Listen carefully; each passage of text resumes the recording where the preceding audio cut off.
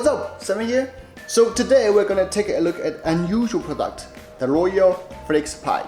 So this thing actually the first foldable phone on the market. Technically, at least it's the first company to have a launch event that dates back to October of last year. But you barely see any proper unboxing or review of the official version or mass production version of the FlexPi. All you can see is the prototype version on CES, and the review is bad. But today, one of my partners, Chu Cuiping from China, finally got the mass production version. He ordered it in March and it got delivered yesterday. So the video is just a quick unboxing, and the full detailed review will be a couple days later. And I was just authorized to translate the video to English. So please turn on the subtitles of this video. Without further ado, let's get started. Hello， 大家好，又到了我们喜闻乐见的开箱环节。今天这个主角不太一样，是一台折叠屏手机，这个就是发布了很久了，半年多以上。然后我们从3月11号开始下单，到今天才差不多快3个月了吧，然后才收到了一个货，8999块啊。然后它到了之后是两个，一个是楼宇智能保护套，这个的话我们待会再拆，我们先拆这个手机。这个手机的开箱应该是目前是没有数码博主做过的啊，因为他们可能上面说什么发货要好几个月，可能所以就没下单。然后我们刚好闲得无聊啊，所以就下了一个单，一直没去动它。然后前几天既然有动态了，就发货了。我们来看一下这个，之前我们折叠屏的手机是开箱过三星的那个 Fold， 然后三星的 Fold 不是后来召回了，有点问题嘛。然后现在要重新怎么开呢？这个在这。后来现在要重新定那个上市的时间，然后华为的 Mate X 也一直还没有开售的状态。我们现在打开 ，Welcome to 对，这不知道什么Plant， 然后这是一个，我看这里面有什么啊？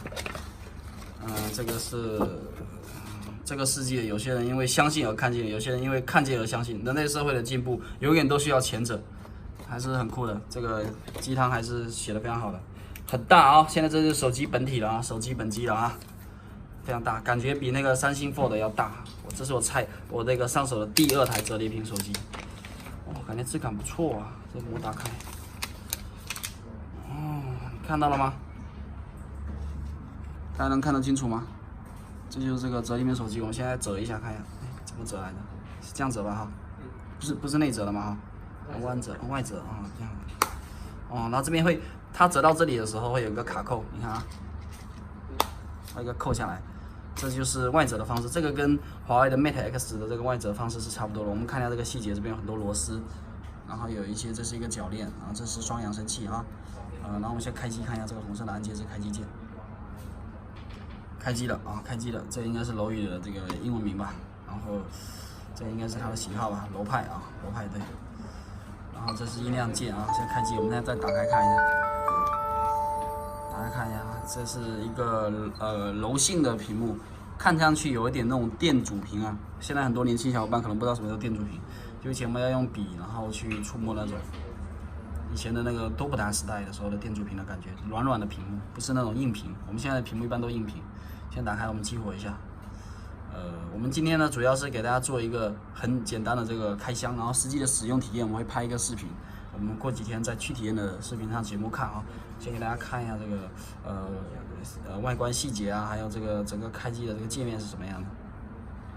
这手机的这个发布很久，然后一直没正经上市，现在算是已经开始发货了吧？可能我不知道别人有没有收到，但是我这个是确实是这2天发货了。这手机是8999，是6+128G 的。怎么这么多？这个是屏幕还是很震撼的啊。然后我们现在这是打开的情况下，很像一台，这是摄像头，很像一台平板电脑，很像大小就跟那个那个苹果的那个 mini 差不多哈，跟 mini 5差不多。然后我们先把它折一下，看它有什么反应。折一下，你看这样子，这边就白了啊，折一下就变成这样了。然后这边就黑屏的，它是这样子，你看，我打开这里，它这里亮；我打开这里，它这里亮；打开这里，它这里亮啊，这才是挺智能的。然后打开之后，这里是唯一一个不好的地方，就这个不能完全下凹，然后就会导致这边很厚，这地方很厚啊。然后这是电源键，这边是指纹解锁，应该是，待会我再研究一下。然后背面是没有摄像头，摄像头就只在这里只在这边有2个摄像头，一个闪光灯，不像华为 Mate 跟三星的，不像三星那个摄像头那么多，摄像头相信好像是5个还是6个。然后我们看除了这个，我们看一下别的东西有没有什么哈，有一个 VIP 的尊享服务卡，还有一个快速指南啊，这是数一线机线充电头，没什么好看的。你看这保护套是什么鬼？我看这种折叠屏的手机的保护套会也是一个皮质的保护套，这样打开，然后应该是这样子，这个对准，哎，我知道了，应该是这样子。这样子，懂吗？这个保护套应该是这样的吧？